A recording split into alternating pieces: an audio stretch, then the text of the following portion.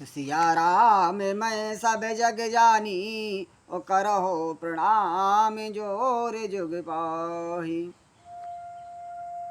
वाल्मीकि नारद घट जोनी, ओ निज निज मुख ने कहे निज होनी।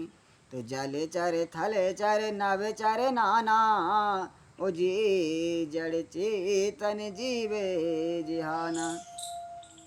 वाल्मीकि जी, नारद जी और अगस्त जी ने अपने अपने मुखों से अपनी होनी जीवन का वृतांत कही है।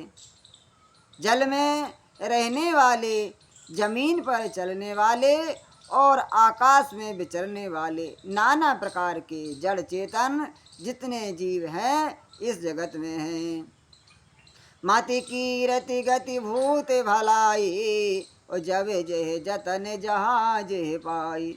सो जानव सत संग प्रभाव, और लोक कहूँ वेद न आने पाऊ। उनमें से जिसने जिस समय जहाँ कहीं भी जिस किसी यत्न से बुद्धि, कीर्ति, सदगति, विभूति, ऐश्वर्य और भलाई पाई है, सो सब सत्संग का ही प्रभाव समझना चाहिए। वेदों में और लोकों में इनकी प्राप्ति का दूसरा कोई उपाय नहीं है। वेनो सत्संग विवेक न होई, और राम कृपा बिन सुलभ न सोई। तो सत्संगत मुद मंगल मूला, और सोई फल सिंध सब साधन मूला।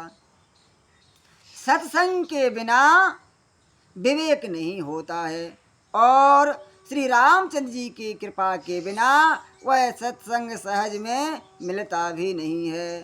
सत्संगति आनंद और कल्याण की जड़ है, तो सत्संग की सिद्धि प्राप्ति ही फल है, और सब साधन तो फूल है। सट सुध रहे सत्संगत पाई, और पारस परस कुधात सुहाई। वेद वस सुजन को संगत पर ही, और फने मन समय निज गुण अनुसर ही।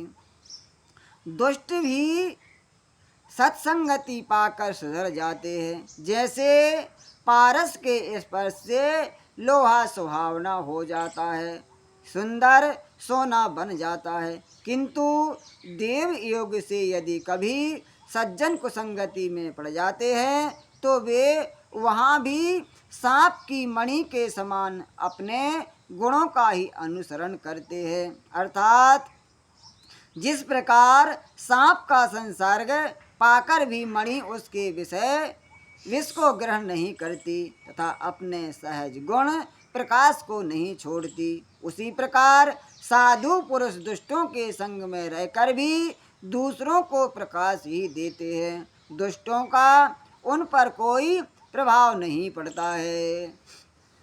वेद हरे हरे कवि को वेदवानी, और कहत साधु महिमा सकुचानी।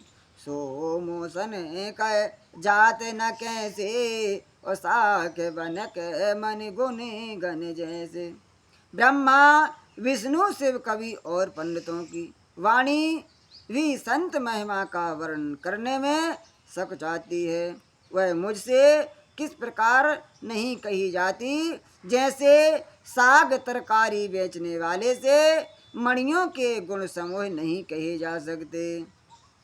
तो बंदो संत समान चित, हित अनहित नहीं कोई। अंजल गते शुभ सगुन जिम, समय सुगंध कर दोई। लखन सिया राम चंद्र शंकर हरिओम। मैं संतों को प्रणाम करता हूँ जिनके चित्त में समता है, जिनका ना कोई मित्र है और ना शत्रु है।